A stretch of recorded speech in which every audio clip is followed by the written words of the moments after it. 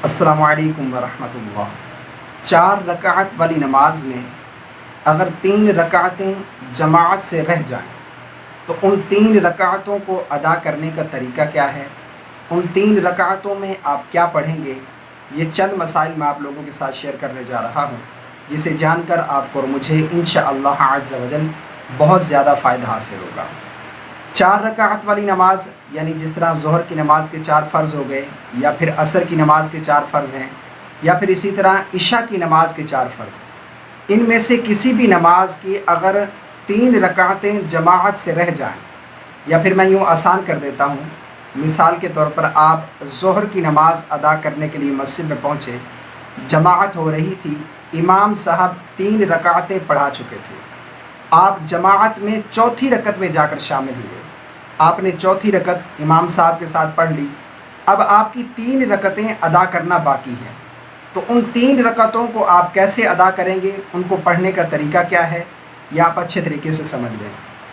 دیکھیں، آپ نے چوتھی رکعت امام صاحب کے ساتھ پڑھ لی، اب جب آپ قعدہ اخیر میں بیٹھیں گے، یعنی امام صاحب جب قعدہ اخیر میں بیٹھیں گے تو آپ صرف التحیات پڑھیں گے، درود شریف اور دعا نہیں پڑھیں گے۔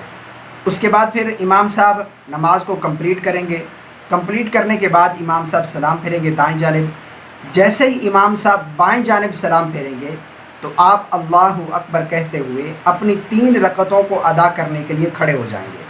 قیام میں پہنچیں گے۔ اب سب سے پہلے آپ ثنا پڑھیں گے، اس کے بعد پھر اعوذ باللہ من الشیطان الرجیم، پھر اس کے بعد بسم اللہ الرحمن الرحیم، سورہ فاتحہ پڑھیں گے، پھر کوئی سی بھی صورت ملائیں گے جو آپ کو صورت آتی ہے۔ اس کے بعد رکوع اور سجود، پہلی رکعت کے 2 سجدے ادا کرنے کے بعد پھر آپ التحیات پڑھیں گے، بیٹھ جائیں گے، التحیات پڑھیں گے۔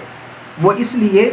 کہ دیکھیں، امام صاحب کی نماز کے حساب سے یہ آپ کی دوسری رکعت ہے، یعنی 1 رکعت آپ نے امام صاحب کے ساتھ پڑھ لی، اب آپ نے 1 رکعت اور ادا کر لی، تو یاد رکھیے گا کہ فرض نماز کی ہر دوسری رکعت میں قعدہ کرنا یہ ضروری ہے۔ تو دوسری رکعت آپ کی ہو گئی، تو اب آپ قعدہ کریں گے، التحیات پڑھنے کے بعد پھر کھڑے ہو جائیں گے۔ اب کھڑے ہوں گے تو پھر آپ بسم اللہ الرحمن الرحیم پڑھیں گے، بسم اللہ پڑھنے کے بعد پھر سورہ فاتحہ پڑھیں گے، پھر کوئی سی بھی سورت جو آپ کو آتی وہ سورت ملائیں گے، پھر رکوع اور سجود کرنے کے بعد پھر اللہ اکبر کہتے ہوئے تیسری رکعت کے لیے کھڑے ہو جائیں گے۔ اب تیسری رکعت میں صرف بسم اللہ اور سورہ فاتحہ پڑھیں گے، بسم اللہ شریف پڑھیں گے، اس کے بعد پھر سورہ فاتحہ پڑھنے کے بعد رکوع میں چلے جائیں گے۔ رکوع اور سجود کرنے کے بعد پھر آپ کا یہ قعدہ اخیر ہوگا، اس میں آپ التحیات پڑھیں گے، درود شریف پڑھیں گے، دعا پڑھنے کے بعد سلام پھیر دیں گے۔ اس طریقے سے آپ اپنی نماز کو کمپلیٹ کریں گے۔ یعنی اگر 3 رکعتیں جماعت سے رہ جائیں تو ان کو ادا کرنے کا طریقہ یہی ہے جو میں نے آپ کو بتا دیا ہے، اور یہ ظہر کا طریقہ نہیں ہے۔ ظہر کی نماز میں اگر 3 رکعتیں رہ جائیں، یا پھر عصر کی نماز میں، یا پھر عشاء کی نماز میں، کسی بھی نماز میں اگر 3 رکعتیں رہ جائیں 4 رکعت والی نماز میں،